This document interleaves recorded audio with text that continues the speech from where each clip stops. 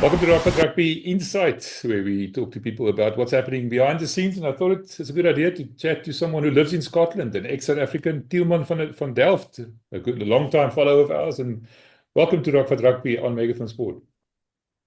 Thank you very much, MV. It's a privilege to be on your show. Thanks. I appreciate you talking. And we're going to do a little bit of a mixture here, Afrikaans and English. Towards the end, we're going to do a bit of Afrikaans. Tilman's a bit of a Zandberg Jansen devotee, and he's going to pay a bit of a tribute to Zandberg in his old inimitable style. We'd like to hear what you say about this. Just briefly tell us where your love affair for Zandberg Jansen comes from. We'll talk about that later in the video, but just tell us what that's all about. It was in the 1980s. Even then, back then, I was a rugby enthusiast.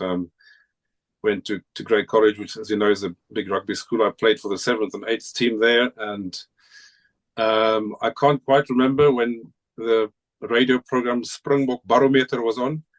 It must have been with the Cavaliers tour, the New Zealand Cavaliers tour in 1986, somewhere around then, when Sandberg, I first became aware of it, and my father and I would always listen to it. It was a certain evening in the week, Thursday evenings, I can't quite remember, and we just always enjoyed his way of talking and his straightforward, to the point style, and sometimes treading on some toes.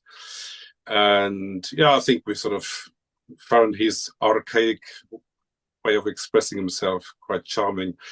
We're sort of a family of linguists. My father was a German lecturer at the university, so we grew up speaking 3 languages. So we always had a fascination for language, so maybe that's where it came from, and we just found it very funny. And then and I discovered that I enjoyed imitating him. And in my matric year, I don't know, someone in my class, I think a guy called Hansi Klaassen, I think he became aware of it, that I could do it, and he was in the 3rd rugby team, and I think he wanted me to do a show or a stint on the first rugby team's games every Monday in the assembly hall after a game. So I then just wrote a sort of 3-4 minute, 5-minute clip, and I would then recite it in the style of Sandberg in the assembly hall.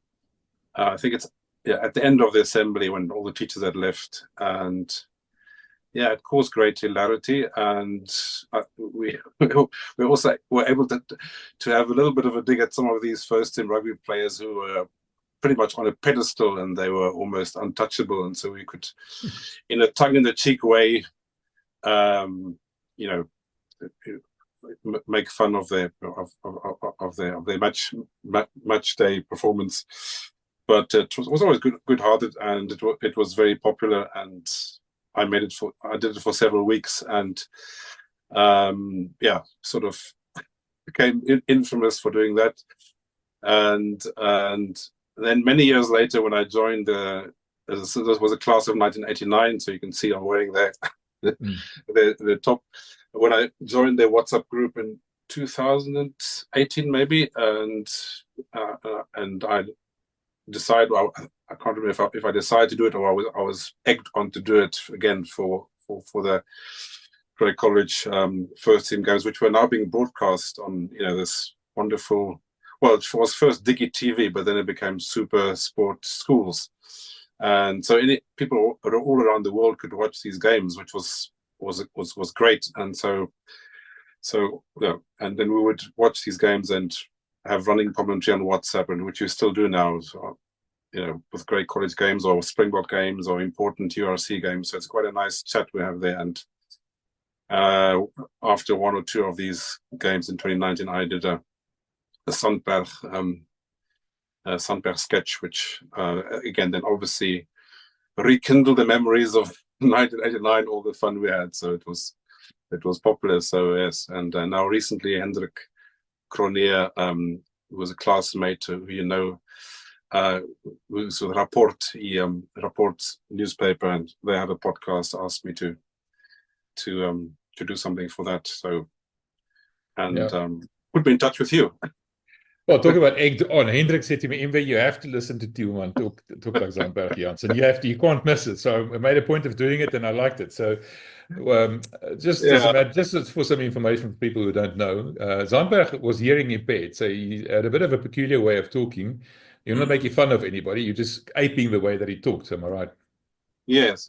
No, it's with respect and with a tender memory of Sunbary, and yes, so it's just a little bit of fun. And personally, I don't find it particularly original. I'm just imitating somebody, and I'm just inserting some of his phrases. But yeah, I suppose it gives you in a tongue of the cheek way to the freedom to put your point across, and so it's good fun. It's quite hard on the voice, so you can only do 2, or I can only do 3 or 4 takes, and then my voice is gone because of the way the sound production you have to make when you do it. So it's quite exhausting to do. So that's how it goes. So I think let's change the order of things a little bit, and let's do the sketch now. And then just tell me briefly what the sketch is going to be about. Well, wait and see. It's listen to it and see. It's about the Scotland game, a little bit about the Scotland game, and the experience, the match day experience, and some takeaways from the game.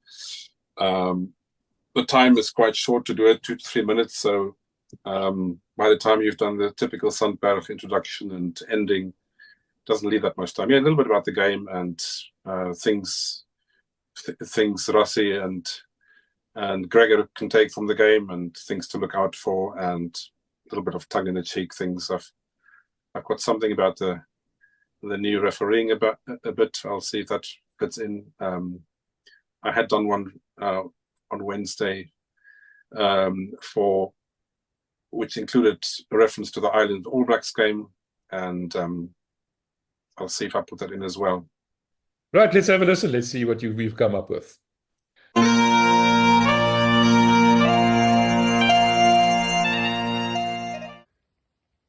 Goeienaand. Long time no see, né?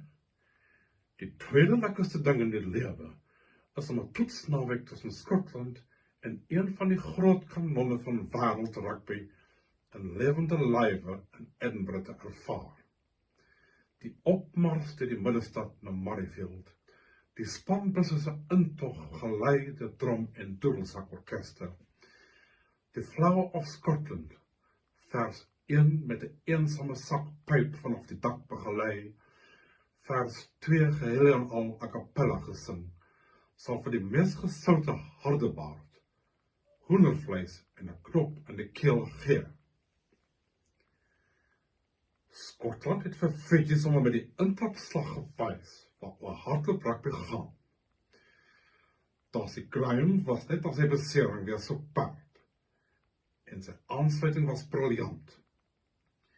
Soos 'n waffelse Chisholm Colby het Graham Adam Hastings se skop aangee uit die lug geraap, Fiji na lug laat gryp en 4-maal seerlik oor die doellyn getuig. Dit is werklik 'n tragedie dat ons hierdie volwater weens 'n hoofbesering nie teen Colby en Kyle in aksie sal sien nie. Daaromtrent het Skotland ook vir Tony Brown hul poreuse verdediging gewys. Wees gewaarsku, Gregor Townsend, raak jou troepe weer Sondag so aan die slaap, dan wag daar 'n groot pak slaap op julle. Dit is verblydend om te sien dat wêreldrugby se skeieregter baas uiteindelik vir sy kapoters beveel het om 'n stokkie te steek voor die obstruksie met lugskoppe, soos ons die afgelope Saterdag op Twickenham kon sien.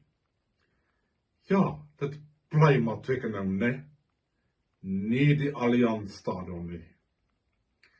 Nou sal dit baie interessant wees om te sien hoe die voorbokke van massa-obstruksie Ierland teen die Kiwis die nuwe polisieering van hangskoppe sal hanteer, nadat hulle tydens hul somertoer na Suid-Afrika so met moord weggekom het. Mooi so, Joël Jotte. Laastens aan die aanbieder van Megafoon Sport, Emily Welman, baie dankie vir die uitnodiging om weer rugby op die draadloos te gesels. Vat 5 MW. Hierdie Talwini enkelmout whisky vanaf die hoogste distilleerdery in Skotland is op jou. Goeienaand en mooi loop. Dag, grote. Okay, Tilman, that was hilarious. Thanks, man. We're going to do it again. Let's see what the people think about it. Let's leave your comments down below. Remember, Zandberg was hearing you paid. This is not making fun of anybody. This is just paying homage to a rugby icon in South Africa. Tilman, tell me, you live in Scotland, but like you just mentioned, you grew up in Bloemfontein, you went to great college and everything. How did you end up living in Scotland? Let me ask that first. It's like many young doctors. I studied medicine in Bloemfontein and then did my post-registration jobs in Cape Town. And like many young doctors in the late 90s, it was very easy in those days to just come over to the UK. Your qualification was almost directly recognized, and it was a way to see the world, earn some pounds, do some local work, travel the world. And so I worked in various places in England and Scotland in those 2 years after I came over. I also traveled to South America, learned a bit of Spanish, Ecuador and Peru, did some trekking. So just sort of young person, been studying and working hard for many years, wants to see the world. And then I just liked Scotland the most when I did the locum jobs in Scotland, and I ended up getting a training post in the Scottish Highlands, general practice training post in Aviemore, about 30 miles south of Inverness. And I liked that town because I'd done a 3-day hike from Braemar to Aviemore through the Larry-Gru, through the Cairngorm Mountains, very spectacular landscape. So I thought it'd be a nice place to do my training, because you get relatively more practical experience, not just office job. You do a bit of emergency work. People getting ski injuries coming off the hill. There's a big ski area. One of the biggest ski areas is in the Cairngorm Mountains, just outside Aviemore. And then I think just gradually opportunities arose, and to do more. Once I qualified as a GP, more opportunities arose to do locum work in the Highlands, and eventually the practice where I'm at now, I just liked the way they worked, and when they offered a partnership, it was a bit of a no-brainer. At that point, we were expecting our first child in 2004. Was talk of possibly going back. I was thinking of doing specialist training back in South Africa in pediatrics, but I just thought the work-life balance was going to be much better in Scotland. And yeah, my wife was also very, very happy here, and she was keen to stay. And I think the years have just flown past, and we're still here. We've relatively happy. Obviously, you always wonder about the what ifs. What if you had gone back? But I think over the years, probably the work-life balance you can have here has won the day. And but we keep close ties to South Africa. Go back very often. And yeah, the nice thing here is there are similarities. People are friendly and hospitable, and good sense of humor, good crack, as they call it. Similar sense of humor to South Africans, like winding each other up and in a friendly way.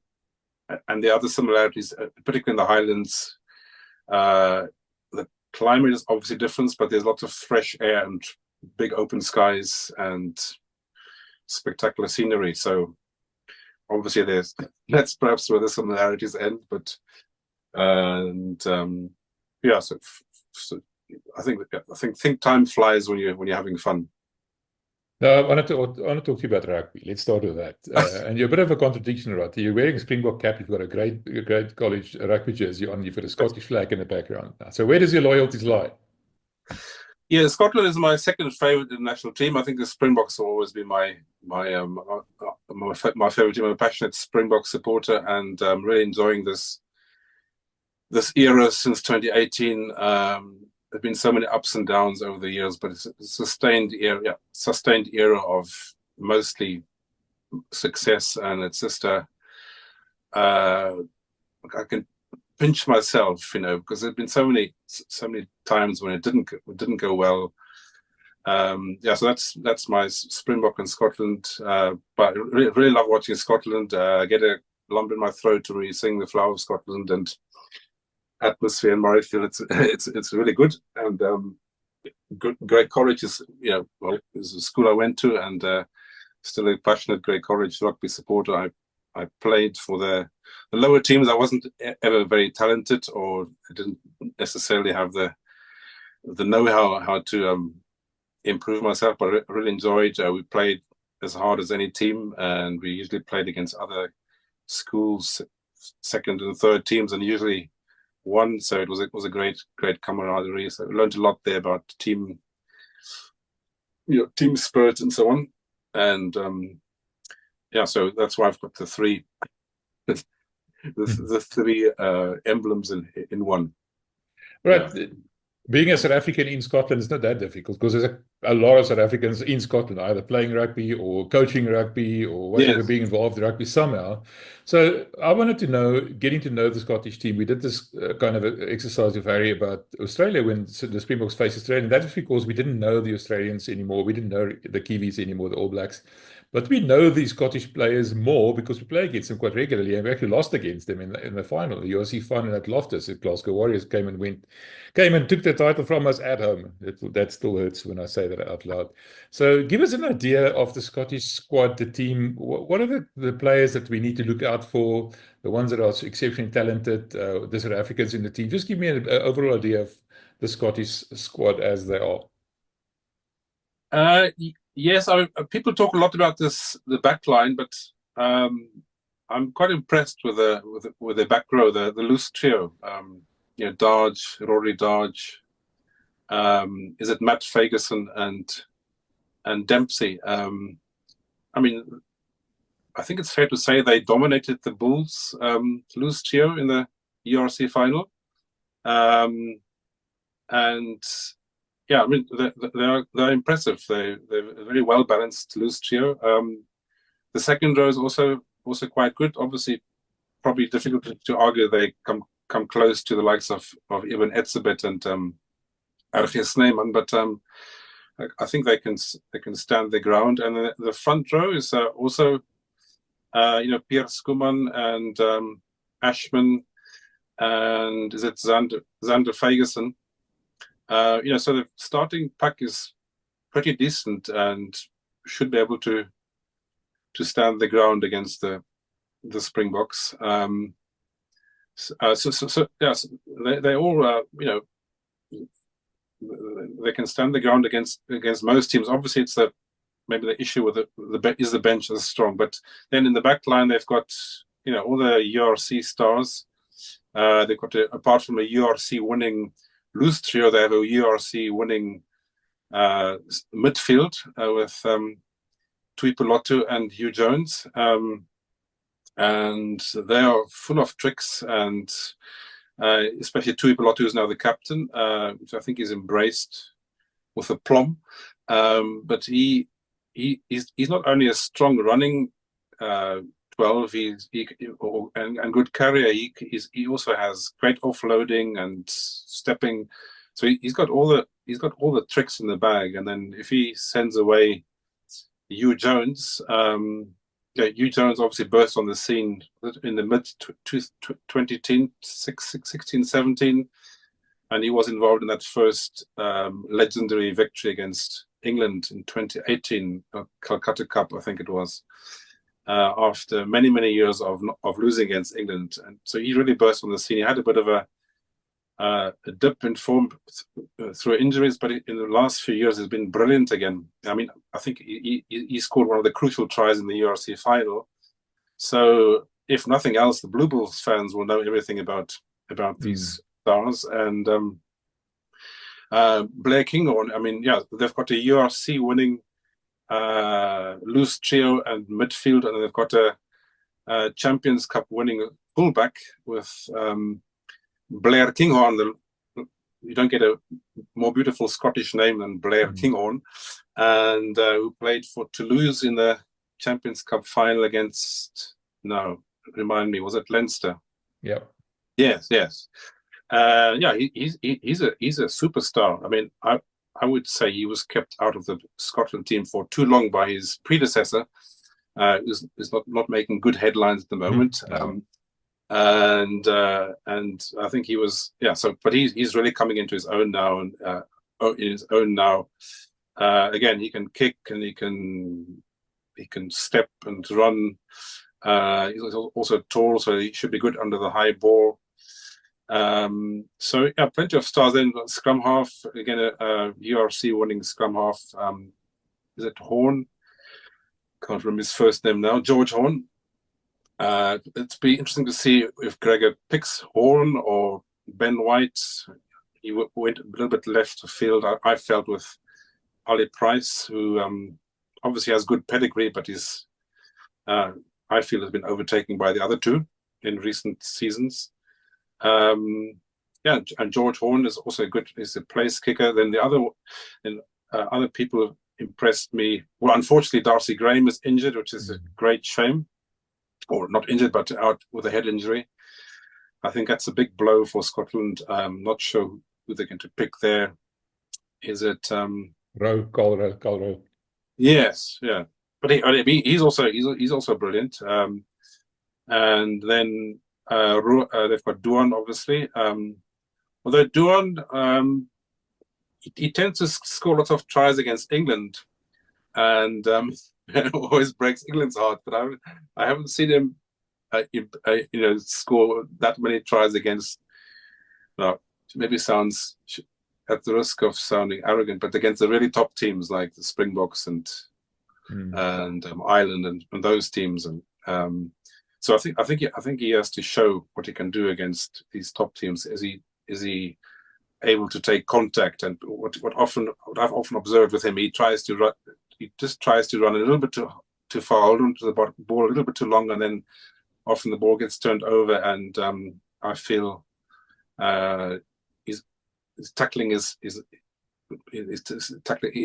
tackling can be a weakness of his. So I think he's got to show something there, because now with this new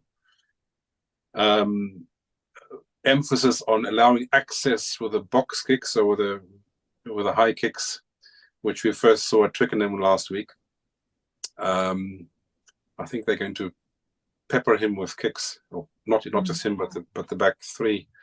It'd be interesting to see how this works, because this will be the first, the second weekend where this access is being insisted on, and which we saw in previous test matches in the summer or in the South African winter, where teams were trying to form this umbrella and blocking people from catching the high kicks, or chasing the high kicks. He's tall. That's his big. Sorry to interrupt you, but he's tall, and he's up against probably some shorter wingers. Yeah. I see Mapimpi might be playing. We're not sure about either team, by the way. I want to make it clear. Yes. None of the teams have been announced by at the time of this recording. Yeah. But he's tall, and that one of those things about access, taller wingers will probably be rewarded. Yes, and he's very quick, and if he gets into space, then he's gone. I think it almost happened in the World Cup. So yeah, they have to be careful, the Springboks. And I suppose the other question is, will it be Tony ball or will it be Bok ball? And what type of tactics are we going to go for? And then another player which impresses me a lot is Tom Jordan. Again, URC winning fly-half. I think he had a long run for Glasgow Warriors in the last URC season, and he impressed me particularly because, again, he can kick well, he can kick far, as we saw against the Stormers in the Danny Craven Stadium. He's got a big boot, and he scored that. He kicked that amazing 50-22 against the Stormers. But what impresses me the most is he's a strong carrier as well. So he probably would be the least likely to be dominated or intimidated by the Springbok, by the likes of Peter Steph-Toy and Damien Jalenda and these guys. So I think he could stand his ground. So obviously he's only just made his international debut, and he doesn't have the experience and the caps under the belt. And whether it's the right game to start him against the Springboks, but I would like to see him against the Springboks. Carrying the ball and doing a bit of stomp car against them. Last week, Adam Hastings blew the lights out at 10. And this week, Finn Russell is back. Now, you mentioned URC winners. Finn Russell plays for Bath. They played in the Premiership final. He played in the Premiership final. He's probably one of the most talented fly-offs in world rugby. So a lot of talent at 10 suddenly. But if you had to choose between those three, which one would you choose? Finn Russell, Adam Hastings, or Tom Jordan? Well, Adam Hastings was brilliant, but he played against a declining, second string Phrygian Drua. And so it was, he was good and made lots of good moves. And presumably you can't pick all three of those. I would be tempted to do the Rossi thing, to let the new guy start and then have someone on the bench to back him up. So I would go for Tom Jordan starting, Gooi him in the deep end, and then get Finn Russell on the bench. And if it doesn't go well, you can bring Finn on. But yeah, Finn is impressive, but he's never been able to assert himself against the Springboks. I've noticed. I mean, in all the test matches against the Springboks since the Finn Russell era, there are some brilliant things where some brilliant moves happen, and they score one or two brilliant tries. But in the game as a whole, I feel he doesn't have the physicality. And I've been fortunate enough to see the Springboks against Scotland, Murrayfield, the 2018 game, the first one where Rossi was in charge, and then again in 2022, the year before the World Cup. And so, he is brilliant, but he needs to. He probably needs quite a dominant pack, or maybe use put Tuipulotu more to carry the ball, and then go maybe do a run around. What do you call it? A switch move, those sort of things. I mean, he's brilliant, but we saw in the World Cup how he was smashed, and almost felt sorry at the end. He's brave and he gets up every time, and it's impressive. But it was pretty brutal. Yeah, they first identified him, the British Lions, remember, 2021. And they've ever since, he's been a marked man. I mean, he can't move without being put down by somebody. And like I said, he's brave enough, but he's a very well-marked man. I think Adam Hastings, for me, played exceptionally well. You saw those behind-the-back passes. And I wouldn't be surprised. I mean, he's got a rugby pedigree as well, make no mistake. So that should be interesting. I wanted to talk to you about just rugby in general, because we don't know the team yet, so we can speculate as much as we want to, but we don't know. We will have to wait and see, because both Springboks and Scotland delayed, and the Springboks delayed again. And now we heard today that Ron Rokier has been injured, and he's coming back to South Africa, and John Klein has been called up. So I understand probably why the Springboks kept postponing, but let's talk about rugby just quickly in general. There's only two provincial or big teams in Scotland, being Glasgow Warriors, the URC champions at the moment, and Edinburgh. Both those teams coached by South African coaches, Franco Smith in the case of Glasgow Warriors, and Sean Everett in the case of Edinburgh. You've got Gregor Townsend there as a coach for Scotland. Now, I'm worried about the influence that Franco Smith might have on this entire thing, because he knows how to beat South African teams, and he's now shown it twice. He beat the Bulls at Loftus in the final. He beat the Stormers in Stellenbosch in a URC game with a star-studded Stormers lineup, make no mistake. What do you think the role of the South Africans coaches, specifically in the Scottish setup, is at the moment? What influence can they have on this game? I'm not sure how much direct influence Franco has on the Scottish team. Obviously, many Glasgow players will be in the team. I would argue Gregor should pick as many as possible of the top, URC winners. How much of certainly Franco's fitness that won't go away, because he makes his players very fit. We could see that, and the work ethic, and picking these combinations. Are probably the combinations in the midfield, and as we said, and the back row. So the combinations will probably help. I'm unsure how similar the tactics are, and how much Franco communicates with Gregor. I took from one of the podcasts. I think, I'm not sure if it was your own podcast where Franco was speaking in the, a few months ago, that he does seem to, liaise with Gregor. But I don't know enough about coaching to be able to guess how much direct influence it would have if you're not actually an assistant coach in the actual setup.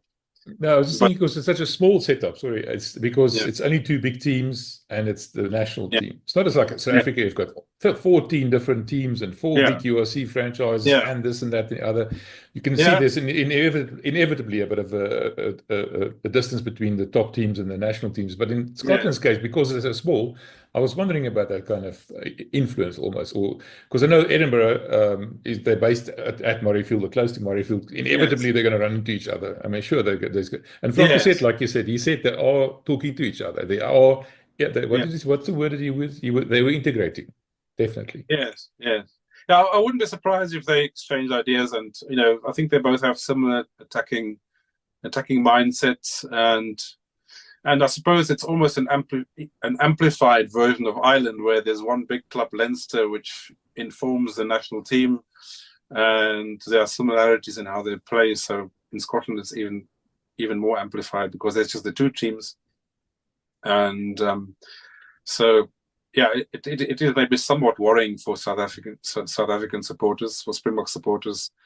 I suppose more worrying would be if Scotland eventually get Franco Smith into their making the head coach. Blasphemy. I sent him a message on a podcast and listen, Franco, remember your blood's supposed to be green, not blue.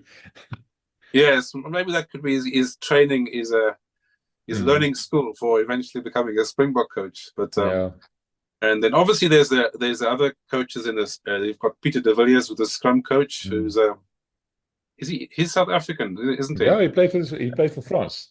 But he's born in South Africa. But he was also with the Springboks for a bit.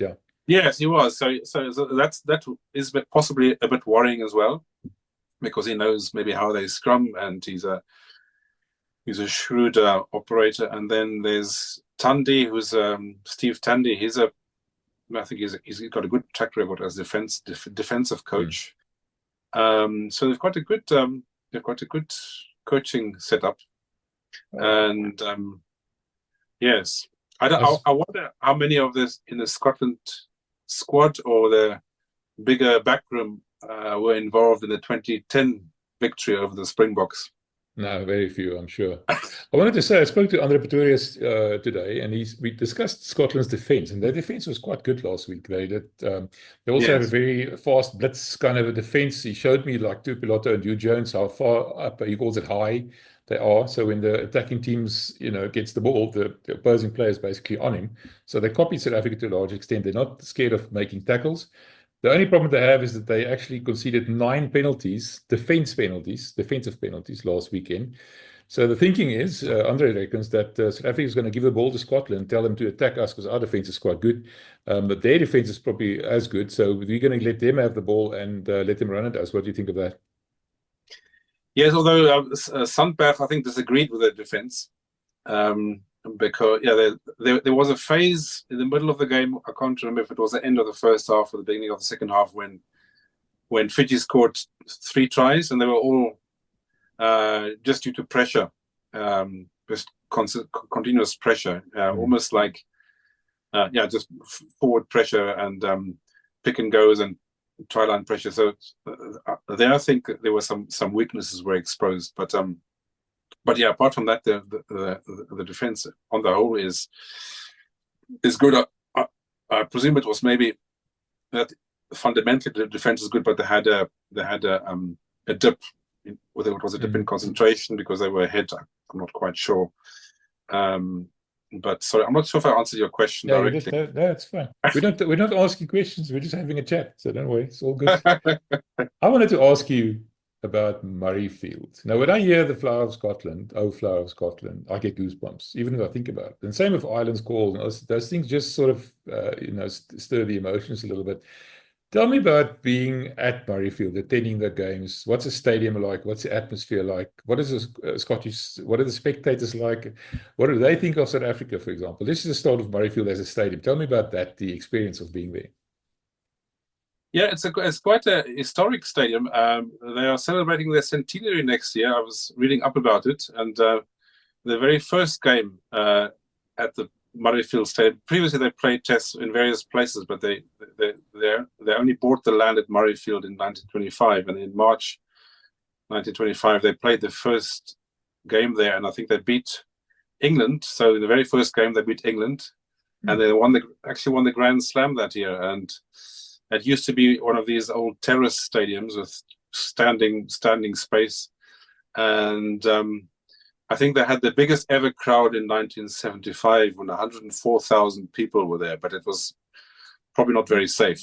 And then I think the modern stadium was gradually modernized, but the modern stadium was built in the 1990s, mid 90s. So it's now, it's not old, but it's almost 30 years old, or 25 years old, or almost 30 years old. And it's a beautiful modern stadium with all the facilities, and it's got a lovely atmosphere. It's not too far from the city centre, so if you want to, you can walk from the city centre up the Royal Mile, Princes Street, all the way to Murrayfield. So it's sort of this historic city, and everyone is just a great rugby vibe there. And you can also take the tram there, and that's also good fun. So it's just good banter and chat on the way. I would say that the fans are very good natured. The Scottish fans, they're good natured. They respect the opposition. They are welcoming. They'll obviously try and wind you up a little bit, but it's just always a very special atmosphere. They often have a nice touch. They had at some of the test matches they had stuff about Doddy Weir. I don't know if you know about Doddy Weir, the player with motor neuron disease, and I think he was even brought onto the field when he was still able to. And there was always some sort of nice touch, some for good causes, and just a lovely atmosphere. It's always this fresh, crisp air, a bit of a bite in the air when you go in November. Sort of a special time in the year when it's getting darker, and then you've got this rugby festival and excitement, and then there's when they all the other thing, that the arrival of the teams is also a special event. They've got these Scottish traditional Scottish pipe and drum marching bands piping the team buses in, slowly marching in front of the bus, and the spectators are up on the stairways, watching from above and from all angles, and that's a great occasion. And both teams get marched in that way.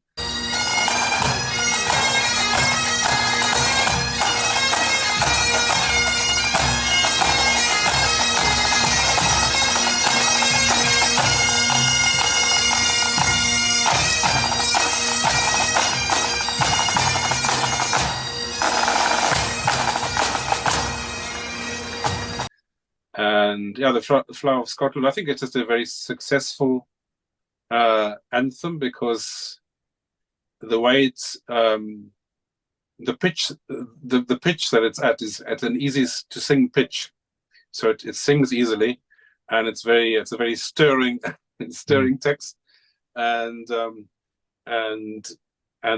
way they've been doing it in recent years was just one bagpipe on the roof for the first verse, and the second verse it just completely unaccompanied, which I think Scotland is the first team that started doing that. I think the Bulls at Loftus Island against South Africa, I think they copied that, and I think it was very effective. The lady did it on her own. She just stopped singing and held the microphone out to the crowd. Yeah, but that's really moving. It's the whole stadium singing together, and it's actually an interesting song. I mean, you can look up, if you Google "The Flower of Scotland," the Corries, or YouTube it. It's an old folk song from the '60s folk band, the Corries, and I think that's where it started off. And it used to just be two. The Corries were two singers, one playing guitar, and the two singing together. They composed many beautiful Scottish folk songs, and then eventually it became the national anthem. Some people poo-poo it a bit because it's supposedly a bit too nationalistic and sing about proud Edward's army. It's I think it refers to the medieval battle between when Edward II tried to invade Scotland in I think it's in the 13th century, and they drove him out again. That's why they say proud Edward's army, and sent them homewards to think again. And that's obviously it's most fitting when they play England, but it's just really it's very stirring. So it's just a great moment. But the other thing, the other thing, I went to a Six Nations game, Scotland against France. So we all went the year before the World Cup 2022, when there was all these French stars, Dupont and all these guys, and Damac and all, when they played against Scotland. And in that game, I was really impressed. First of all, the number of French supporters and the spirit there. When I was a neutral, I could just experience the spirit between the French and the Scots.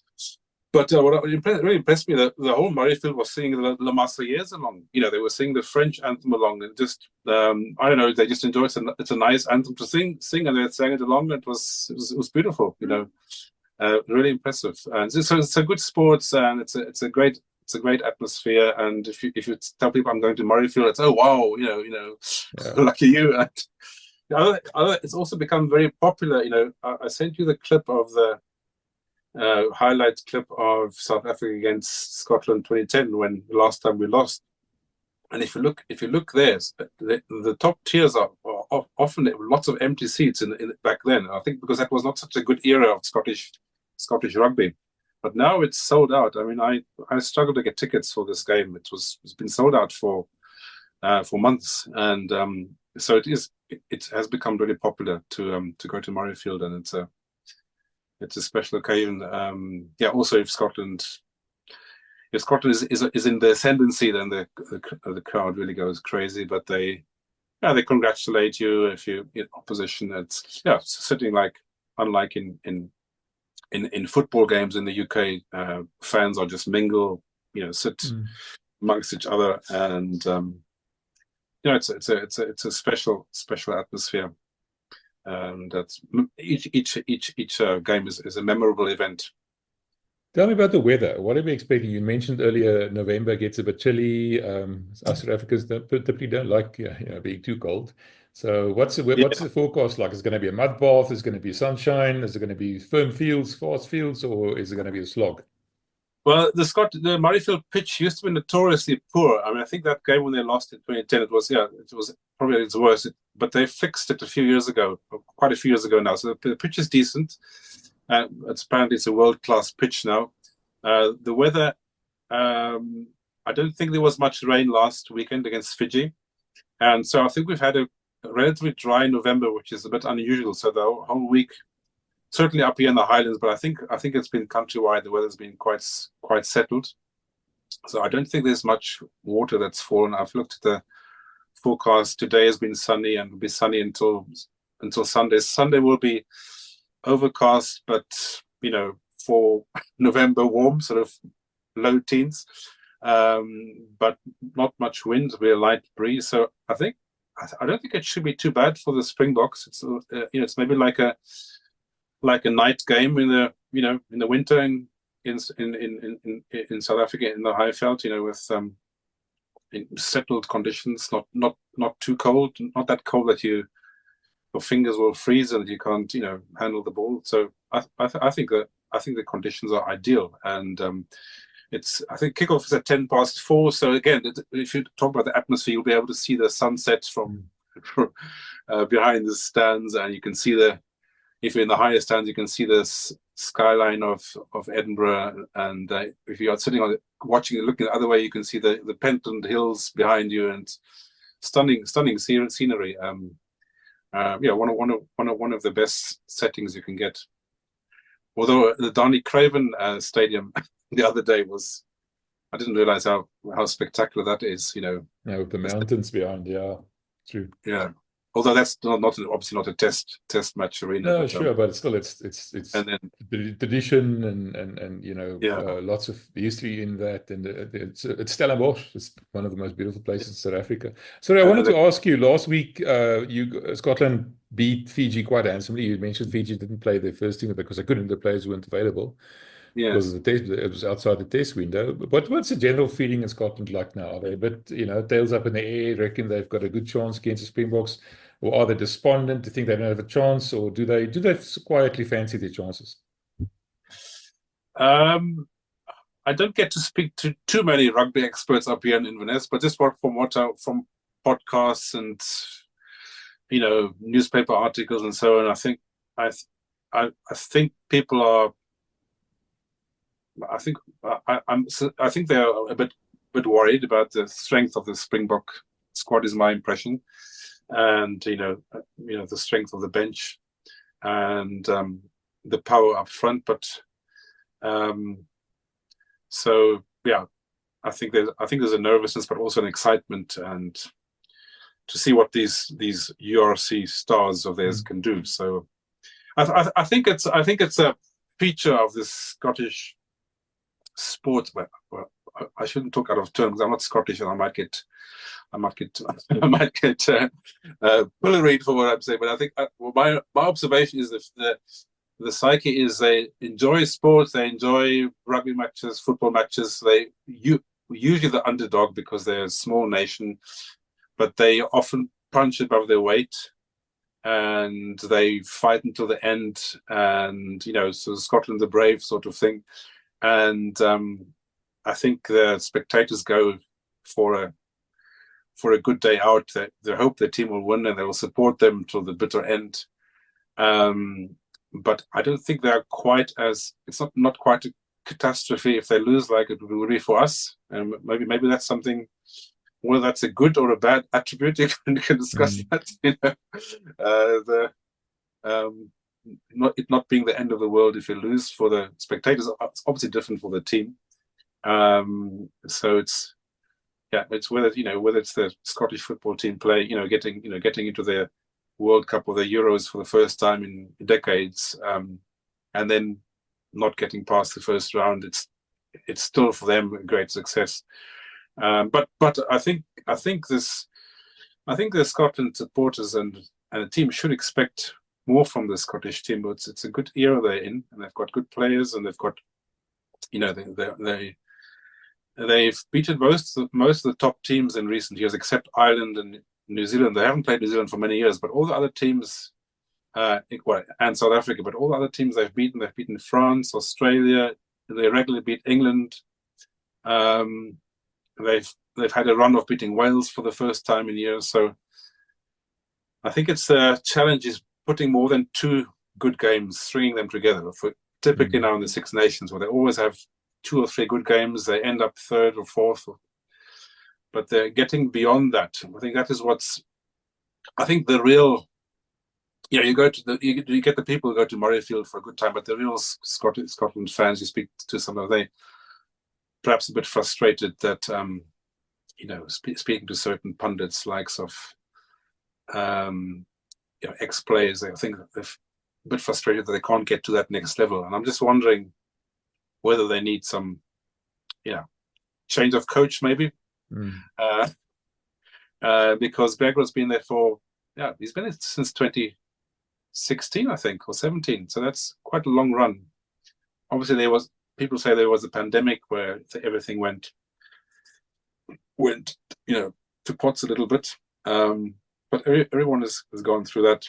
Whether they need someone like Franco or to get them to the next level. Gregor's done very well, so you should give him credit. You know, he's had this amazing run of beating England. I don't know, 5 out of the last 6 nations. So, but can he get them even further? That's what I'm not sure about. Maybe he can. If he could beat the Springboks this weekend, that will be the first step. I don't think so. Well, yeah. Tilman, we need to wrap this up. So I want to ask you, what's your prediction? Is South Africa going to take this one? And if they are, by how much do you think they're going to beat Scotland? Or how much are they going to lose against Scotland by? I mean, the last two games, I think it was 30-15 in 2022, something like that. And in 2018 was a similar points difference. So I think probably by 14 or so, at least 10 to 14. I mean, there might be some brilliant tries from Scotland, but I think just the depth of the Springboks will come through. Although, I mean, the Springboks have to be careful because they're playing England 6 days later. So that's the other thing. That's other uncertainty. Are they going to choose not their best lineup because they in preparation for England? So that's an uncertainty. You can get a red card or a yellow card. Can change the complexion of the game as well. So I'm expecting a hard game, but I'm expecting the Springboks to, at the very latest, to be in control in the last 20 minutes. But just like in 2010, when Scotland played better, if they play better and they deserve to win, I will say, great Scotland, well done. So I'm hoping for a good Scotland performance, because that just makes the game much more exciting, especially if you're watching the live game. It's if they're in the game until late in the game, or even till the end, that just makes it much more entertaining, even though it's not so good for the nerves. Tilman, thanks for that. We've spent quite a bit of time now, more than an hour, talking about. So I have to wrap this up, unfortunately. Thanks for making time for us. I really appreciate it. And let's hear what our followers think about your Zandberg Jansen homage. What's the word? Homily. There we go. Homage. No, homilies of someone. Well, it could be both. I can't remember the words. Too late now. I think if someone's passed away, I'm not sure. Yeah. Homage. Yeah. Let me say that again. If they give us comments, then we'll see what they think of it.